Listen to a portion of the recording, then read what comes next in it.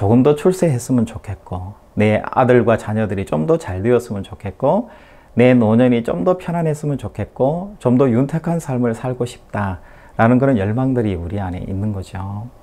그런데 하나님은 우리에게 말씀해 주셔요.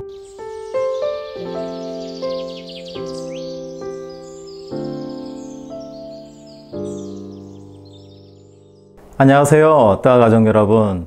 54번째 뜨아에 오신 여러분들을 사랑하고 축복합니다. 여러분, 밖에 날씨가 여전히 많이 아직도 춥죠? 저는 오늘 따뜻한 경험을 한 적이 있는데요. 옆집에서 저희 집에 초인종을 누르더니 고구마를 몇 개를 주셨어요. 옆집에서 텃밭이 있으시다고 텃밭에서 키운 고구마라 그러는데요. 선물을 받으니까 너무 기쁘고 또 감사하더라고요. 그러면서 저도 그 선물을 받고 이런 생각이 들더라고요. 나도 사람들에게 선물을 나눠주는 사람이 되면 좋겠다 라는 그런 생각이 들더라고요. 받을 때도 기쁘지만 나눠줄 때 더 기쁘지 않을까라는 그런 생각이 듭니다. 여러분, 나누시고 또 받으시기도 하고 나누시기도 하고 하나님의 은혜를 날마다 나누시는 우리 뜨아 가족 되시기를 주님의 이름으로 축복합니다. 자, 오늘은 끝까지 우리와 함께 동행하시는 하나님, 그리고 하갈과 함께 하셨던 하나님에 대해서 조금 더 묵상해보는 그런 시간을 가져볼까 합니다. 여러분, 아브라함은 복의 근원이었습니다.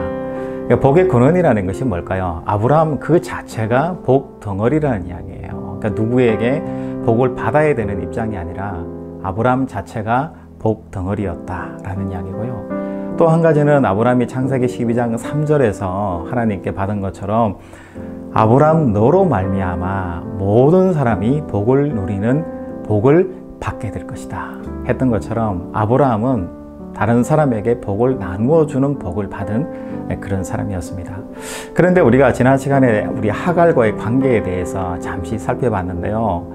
그런데 아브라함은 다른 사람에게는 후하기도 하고 또 땅을 양보하는 그런 미덕도 보이기도 하고 또 위기에 빠진 사람을 또 318명이라는 군대를 동원해서 구해주는 그런 정의롭고 또 용기 있는 믿음도 있는 반면에 한 가지 약점이 있다면 자기 집 앞에 있는 자기랑 같이 살아가는 이 하갈의 가정에 대해서 책임지지 않는 무책임한 그런 아브라함의 모습을 보게 되는 것 같아요. 물론 그 당시가 종이라는 존재가 존재했기 때문에 종에게까지 그렇게 하나 이렇게 생각할 수도 있겠지만 아브라함에게 부족한 부분이 있다면 자기 집안에 있는 하갈의 가정을 돌보지 못했다는 이 부분이 우리에게 큰 숙제로 남는 것 같아요.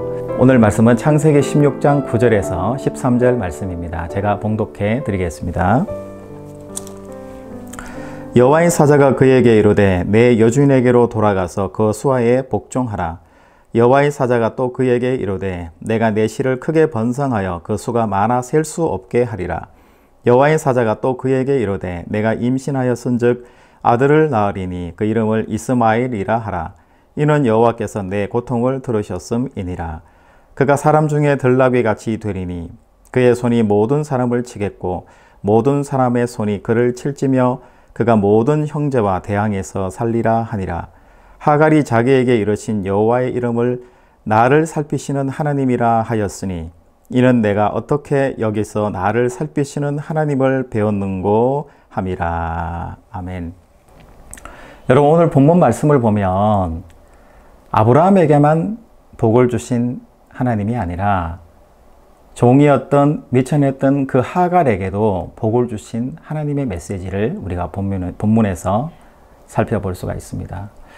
여러분, 아브라함만 새 길을 축복하고 갈 수 있게 해주는 것이 아니라 하갈에게도 새로운 길을 갈 수 있도록 도와주신 하나님이세요. 그러니 아브라함과 하갈뿐만 아니라 우리에게도 날마다 새 길을 갈 수 있는 길이 열려 있다는 것을 우리가 말씀에서 감사함으로 해석할 수 있을 것 같습니다. 여러분, 그렇다면 하갈에게 하나님께서 왜 이런 복을 주셨을까요? 성경 창세기 21장 13절에 보면 아브라함의 씨가 이스마엘이니 그도 또한 아브라함의 씨이기 때문에 하나님이 그 자손에게 복을 주신다고 약속하셨기 때문에 이스마엘과 하갈에게 복을 주셨다, 이렇게 해석해 볼 수 있겠죠. 그런데 더 정확한 해석은 아브라함에게 복을 주신 그 하나님께서 동등한 자격으로 동등한 권리로 하갈과 이스마엘에게도 복을 주셨다, 이렇게 우리가 해석하는 것이 더 좋은 해석이라고 이렇게 생각이 되어집니다. 성경을 보면 우리가 하갈에 대해서 어떤 여성상을 그리고 있는지 우리가 한번 확인해 볼 수 있습니다. 여러분, 성경에서 하갈은 굉장히 도전적인 여성으로 그리고 있어요. 출세욕도 있고 뭔가 자기 신분이 종인데 종에서 뭔가 새롭게 좋은 신분으로 상승하고 싶은 그런 열망도 있고 또 자기 자녀를 사랑하는 열망도 있고 또 끈질기게 하나님께 매달리는 열정도 있는 그런 여성으로서 우리 하갈이 그려지고 있습니다.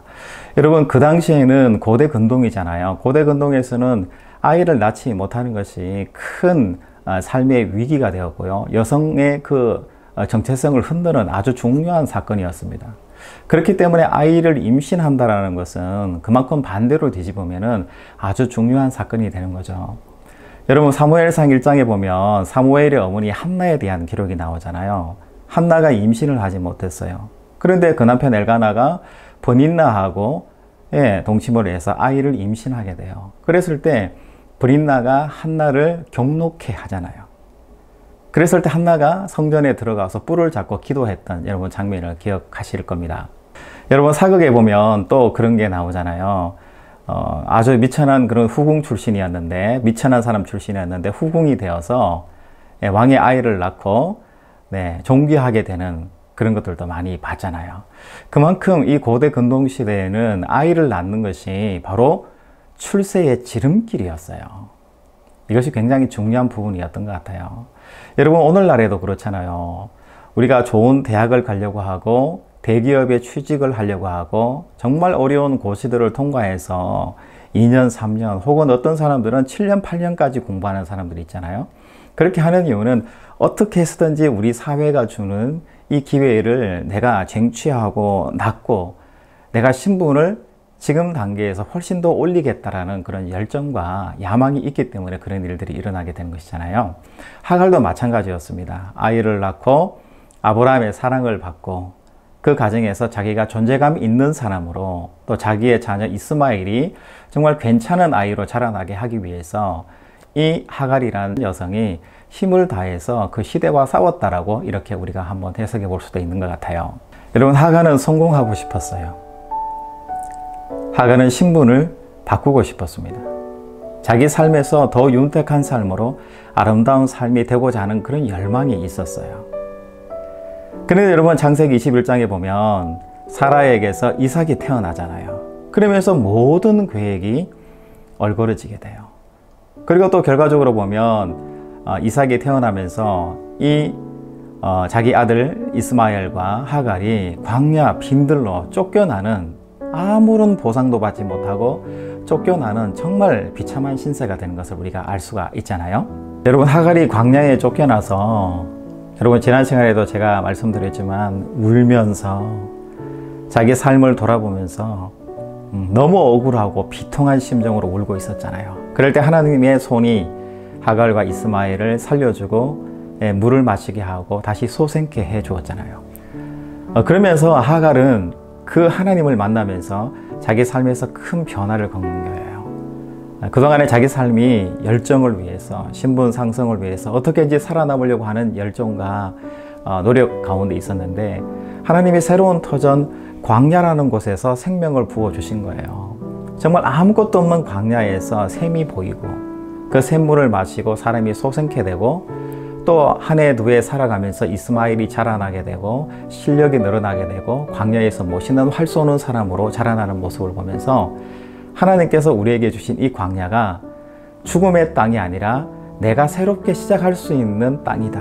희망의 땅이고 도전의 땅이고 하나님이 내게 복을 주신 바로 하나님 나라와 같은 땅이구나 라는 것을 하갈은 이해했고 이스마엘도 그러한 삶을 살아갈 수 있었던 것 같아요. 물론 그 이후에 하갈과 이스마엘이 어떻게 살아갔는가에 대해서는 성경에 많은 기록은 없지만 거기까지 하나님이 인도해 주신 것은 바로 은혜라는 것이죠. 여러분, 우리 삶의 자리도 한번 돌아봤으면 좋겠습니다. 우리도 하갈과 똑같은 성정을 가진 사람이잖아요. 저도 그렇고 여러분들도 그렇고 이왕이면 조금 더 좋은 곳에 가고 싶고 조금 더 출세했으면 좋겠고 내 아들과 자녀들이 좀 더 잘 되었으면 좋겠고 내 노년이 좀 더 편안했으면 좋겠고 좀 더 윤택한 삶을 살고 싶다 라는 그런 열망들이 우리 안에 있는 거죠. 그런데 하나님은 우리에게 말씀해 주셔요. 하갈에게 말씀해 주셨던 것처럼 그렇게 말씀해 주시는 거예요. 내 삶의 자리가 비록 지금은 광야고 어렵고 험난한 바위 같고 산맥 같을지라도 광야에서 물을 발견하고 광야에서 생명이 꽃피고 광야에서 꽃이 피어나는 역사를 하나님이 우리에게 보여주신 것처럼, 하나님이 하갈에게 보여주신 것처럼 우리의 이 광야 같은 자리에도 샘이 터지고 꽃이 피어나는 역사가 하나님을 통해서 우리에게 일어날 수 있다는 것을 하나님께서 우리에게 보여주시는 기사인 것 같습니다. 여러분, 저는 하갈을 보면서 참 짠하다는 그런 생각도 들면서 제 모습을 보는 것 같기도 하고요. 우리 모든 삶의 자리에 있는 성도들을 보는 것 같기도 합니다. 여러분, 하갈을 통해서 주시는 하나님의 은혜를 마음껏 누리시기 바랍니다. 하나님께서는 오늘 이렇게 우리에게 말씀하시고 계신 것 같아요. 하갈의 그 마음을 우리도 가지기를 바라시는 것 같아요. 우리의 자리가 지금은 광야 같고 척박하고 아무것도 아니고 새로 시작해야 되는 것 같고 뭐 아무도 쳐다봐주는 사람 없이 너무 혼란스러운 그런 자리라 할지라도 여러분, 너무 다른 것에 욕심내지 마시고 선망하지 마시고 내 자리가 지금보다 조금 더 나아지는 그런 꿈을 꾸시고 그런 일을 하시고 그런 수고를 하시고 그런 인내를 하셔서 농부가 정말 봄부터 열심히 씨를 뿌려서 염려는 되지만 하나님을 믿고 잘 자라게 해서 가을이 되어서 농부가 결실을 거두듯이 하나님께서 우리와 함께 하시면 아무리 지금 내가 서 있는 땅이 광야 같다 할지라도 정말 30배, 60배, 100배의 큰 결실을 거두는 광야가 될 수 있다는 것을 여러분 믿고 그렇게 살아내시는 우리 다있는교회 우리 성도님들 그리고 뜨아 가족 되시기를 주님의 이름으로 축복합니다. 하나님 감사합니다. 오늘 말씀에서 하갈과 함께 하시고 이스마엘과 함께 해주신 그 하나님을 찬양합니다. 하나님, 우리는 아브라함과 같이 또 남이 부러워하는 선망하는 직장과 일과 돈과 명예에 집중된 그런 삶을 살아갑니다. 그러나 오늘 하나님께서는 그러한 것들을 선망할 것이 아니라 광야와 같은 내 자리를 샘물이 나게 하는 것이 더 중요하다 주님 말씀해 주셨사오니 하나님, 내 삶의 자리, 이 광야와 같은 자리를 돌아볼 수 있도록 도와주셔서 이 광야와 같은 이 세상에서 이 자리가 샘이 터지고 옥토가 되고 남들이 부러워하는 비전의 자리가 될 수 있도록 가꾸고 일하는 그런 자리에 갈 수 있도록 성령께서 우리를 도와주시고 인도하여 주옵소서. 성령께서 붙들어 주시고 복을 주셔서 하갈을 붙잡아 주시고 이스마엘을 붙잡아 주신 것처럼 우리를 붙잡아 주셔서 우리의 일터가, 우리의 자리가 지금은 비록 광야 같을지라도 정말 하나님이 기뻐하시는 희망의 자리가 될 수 있도록 도우시고 인도하여 주시옵소서. 감사드리며 예수님의 이름으로 기도하옵나이다. 아멘.